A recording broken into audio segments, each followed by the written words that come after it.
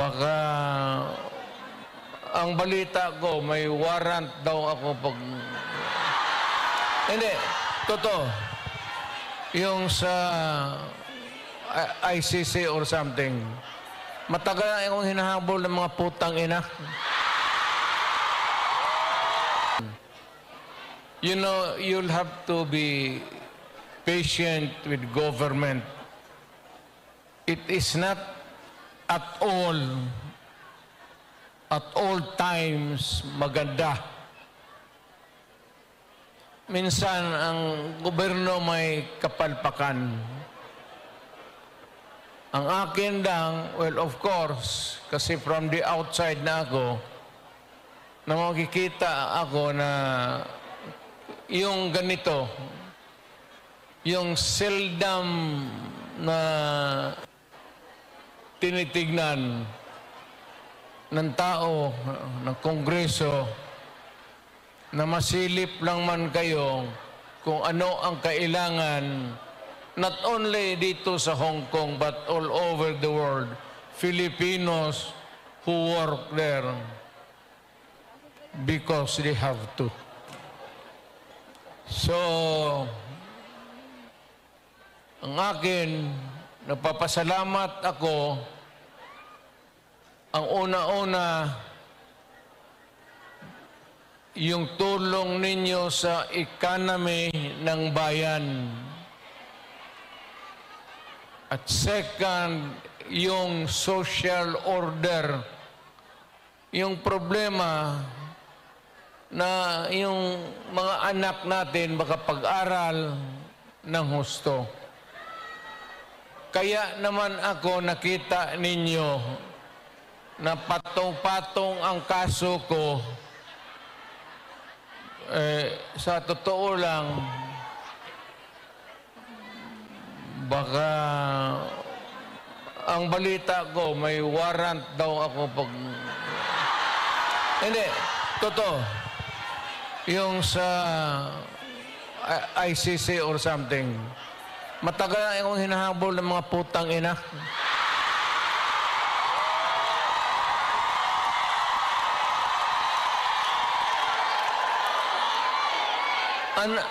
Ano man ang kasalanan ko,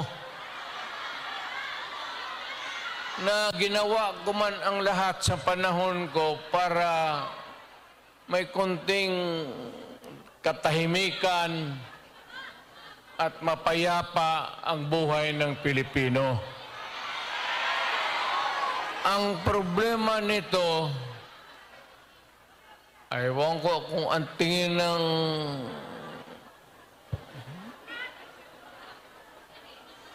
ako'y raw yung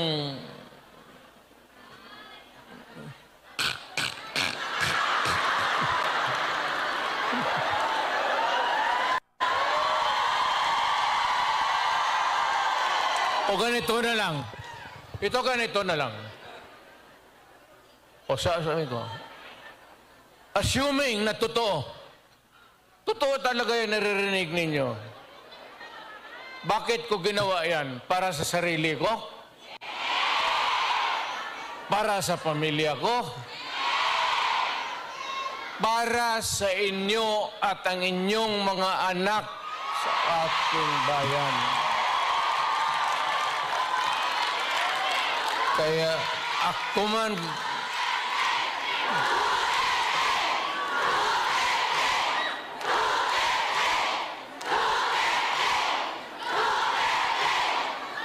ang higain ko na lang sa inyo, total, kung ganito man talaga ang swerte ko sa buhay, okay lang, tatanggapin ko yan. Wala tayong magawa hulihin tayo kung ikulong tayo. Kaya lang, meantime, mag-contribute kayo, baski $5, $10, para paglabas ko sa presuhan, pagawaan ninyo akong monumento katabi ni Rizal. Si Rizal may hawak na libro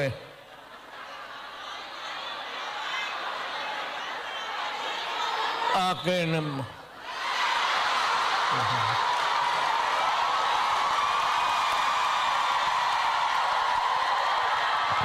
Kaya bakit?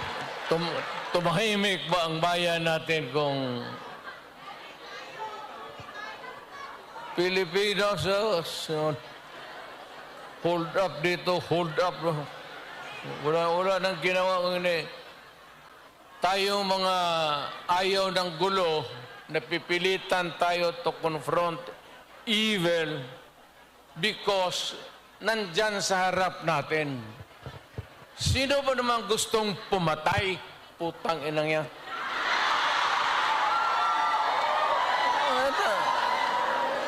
Bakit ako why would I waste my time? Binila, pumapatayan si Duterte, lumalabas ng gabi, ganon. And so, sino ba naman gusto maging security guard?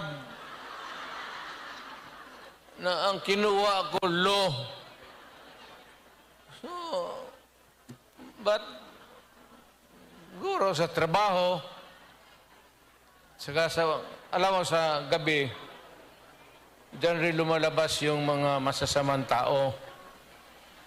At diyan rin lumalabas yung nakakatakot na magandang babae sa buong bayan.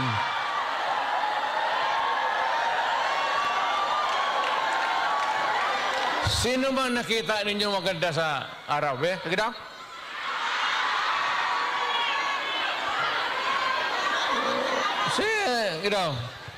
Sa araw. Yung nagtatrabaho, pati ng basket, na mamalinggi. Pero pagkagabi, makita mo, lumalabas. Mga anghel, gising na. Ang mga demonyong putang inatulog na.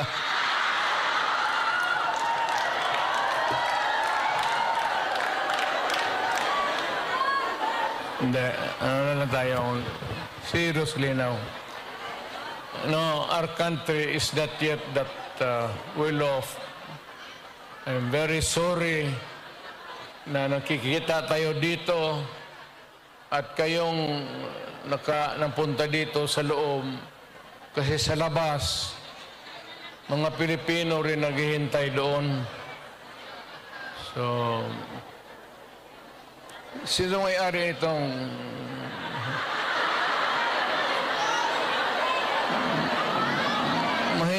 mahinang klase? Siguro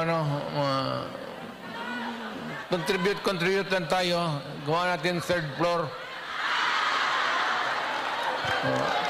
for exclusive use. Para every Saturday makita-kita tayo.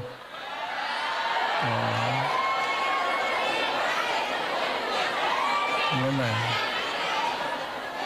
Maraming mag-uwi dyan, buntis na. Yung mga dalaga.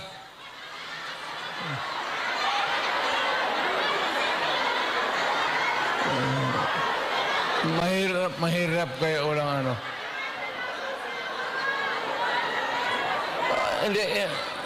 Hindi ako mag-survive ng buhay na walang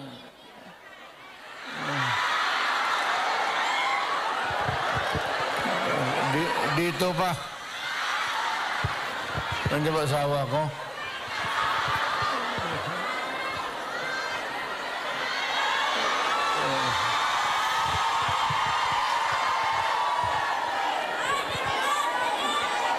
Well, you know, ganito yan. We were not really ordered, but maybe it was a form of an order. But ang dumating sa atin ay request from the Hong Kong authorities that we avoid talking about politics. Ako wala naman akong planong, no plans to talk about politics. It's too early. I will talk about it sa Pilipinas. Doon na lang kayo makinig. I'm not trying to na kayo you vote for I leave it up to you to decide for your own kung ano talaga ang mabuti para sa bayan. Pero kung ano kayo, if you have to listen to some advice, maybe you can consider the advice ng former president.